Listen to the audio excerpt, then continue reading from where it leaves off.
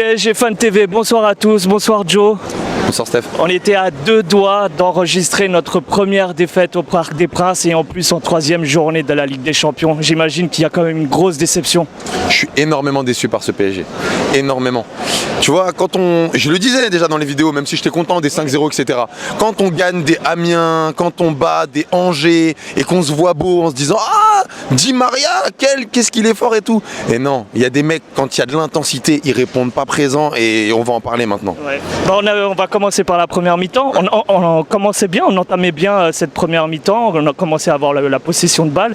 Et à un bout d'un moment, c'est Naples qui déroule leur jeu et qu'on voit nos joueurs marcher. Bah c'est ça. Ce qui est surprenant, ce que je disais, c'est que normalement, nous, on a l'habitude de se faire presser en début de mi-temps. Ouais. Et au final, après, prendre le rythme, là, c'est complètement l'inverse. On fait un premier quart d'heure très fort. Après, on explose complètement. Tu vois qu'il y a des automatismes qui se trouvent pas. Meunier qui se trouve esselé tout seul.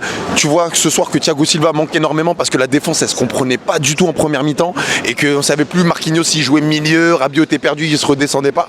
Et ouais, et comme ça, tu te prends un but et on est sanctionné en fait logiquement. En deuxième mi-temps, on entame avec un nouveau système de jeu, contrairement à d'autres coachs qui auraient été frileux et gardé le même système.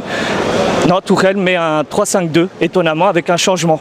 Ouais, alors étonnamment, moi je te dirais pas étonnamment, parce que quand tu regardes en fait la physionomie du match, si justement on revient sur le problème qu'il y a eu avec Meunier, et même en fait des fois quand Bernat était en difficulté, c'est parce que le milieu est dense et qu'il balance, et que du coup, jouer en fait trop en retrait, ça servait à rien. Donc le 3-5-2 a apporté du coup de la densité au milieu de terrain, et ce qui fait qu'en fait, dès le début de la deuxième, on a été vraiment bon. Enfin, il y a eu, t'as eu Neymar, bon déjà Neymar, je trouve qu'il a fait, on en parle tout de suite, il a fait un match exceptionnel. Chaque personne qui pense que Neymar a fait un bon match, je donne mon adresse personnelle, on en parle, il n'y a pas de problème. Il a été énorme. Et même les moments où on avait des temps faibles, c'est parce qu'il ne trouvait pas Neymar. Comme si la consigne c'était passer la balle à Neymar, c'est lui qui va créer. Di Maria, il nous a rien apporté. Heureusement qu'il nous met ce but. Ça nous fait, au lieu de le mettre à 3 sur 10, je le mets à 5. Mais il nous a rien apporté en créativité. Mbappé, il était perdu. Il ne savait pas où se placer. T'avais que Neymar qui créait, clairement. Pour toi, ça a été le meilleur joueur de cette rencontre, clairement? Alors moi, j'en ai deux. Et c'est notre colonne vertébrale. Pour moi, ce qui est important dans le PSG, c'est quand il y a Thiago Silva, Verratti et Neymar. Thiago Silva, on l'avait pas. Verratti, franchement, il faut regarder ses stats, j'ai l'impression qu'il n'a pas perdu un ballon. Il est énorme dans l'apport en fait défensif, dans la conservation de balle. T'as l'impression qu'ils l'auront jamais. Et après, t'as Neymar en fait en créativité. Donc moi, j'ai deux top ex aequo. Peut-être que beaucoup en parleront surtout de Neymar, mais j'oublie pas Verratti. Et à contrario, qui a été absent pendant cette rencontre que tu as trouvé mauvais? Alors, de vraiment mauvais, Di Maria et Cavani.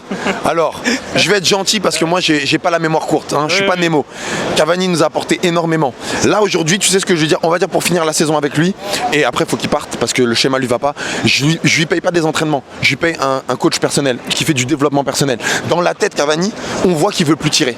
On voit qu'il n'y croit pas au but. Déjà, contre Amiens, c'était chaud et il n'y avait pas de pression. Là, il cherche en fait des fautes. Il fait la passe de trop. Il foire les tirs. Cavani, il est plus dans son match. Le Parc l'a encore encensé. C'est bien.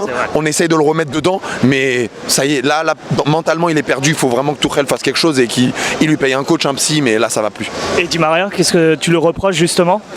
Tu vois, Di Maria, c'est exactement ce que je disais quand on avait perdu contre le Real. Tu vois, à un moment, on lui a donné les clés en tant que créateur parce qu'il avait fait un bon début de saison. Et ben là, ce soir, il a rien proposé. C'est-à-dire que tu vois Neymar en fait qui perce les lignes et tu vois Di Maria qui fait que des passes latérales ou derrière, qui essaye même pas d'aller dans la profondeur. Il propose rien. Après, voilà, il y a un ami qui s'appelle Young Steph qui dirait que c'est un imposteur et il a bien raison. Sur ce match-là, il fait ce qu'il sait bien faire. Le but qu'il nous met, c'est un peu comme le but qu'il met contre la France. Voilà, une frappe, des 20 mètres, ça, il maîtrise. Mais à part ça, dans le jeu, il a eu aucun apport. Même le petit Moussa Diaby, je trouvais qu'il a fait une entrée, qu'il a mis de la percussion, qui nous a fait plaisir. Et heureusement qu'il était là aussi pour apporter un nouveau vent. Et justement, sur Moussa Diaby, qui a apporté beaucoup offensivement, est-ce que ça n'a pas été une erreur de ne pas le mettre plus tôt, justement?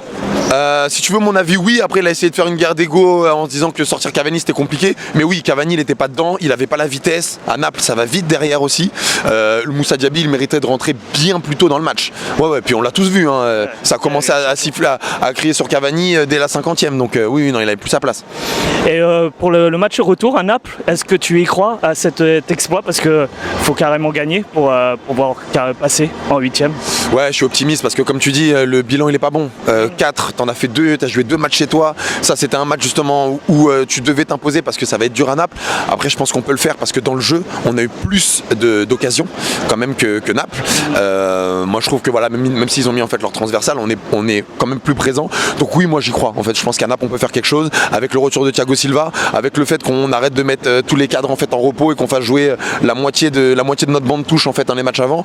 Si on le prépare sérieusement, moi je crois en fait au fait qu'on puisse gagner contre Naples. Je vais t'amener sur un sujet qui te taquine un petit peu, qui te titille, c'est le gardien de but. On encaisse 2 buts. On sait que ce soir c'était le 3e match de Buffon où maintenant il pourra jouer pour le retour. Est-ce que pour toi, Buffon ou Areola, lequel doit jouer? Alors pour moi c'est des 2 gardiens qui sont excellents, donc je vais pas faire le procès d'Areola ce soir sur les buts en plus qu'il prend. Après j'aurais été Tuchel, et même si je respecte son choix, voilà, lui il est habitué de jouer avec des équipes italiennes, des équipes qui savent de sortir de ton match, et par l'expérience il peut aussi replacer le bloc parce que voilà, Marquinhos et Kimpembe ils ont pas tant l'habitude de jouer ensemble que ça, ils ont besoin de leur capitaine, et je pense que ce rôle là Buffon l'aurait plus eu, et en plus il connaît en fait les Italiens, donc j'aurais préféré Buffon, mais j'incrimine pas le fait qu'il y ait Areola ce soir. Ok, très bien, je te remercie en tout cas pour cette interview. Et on y croit encore les gars, ça va passer. Merci encore.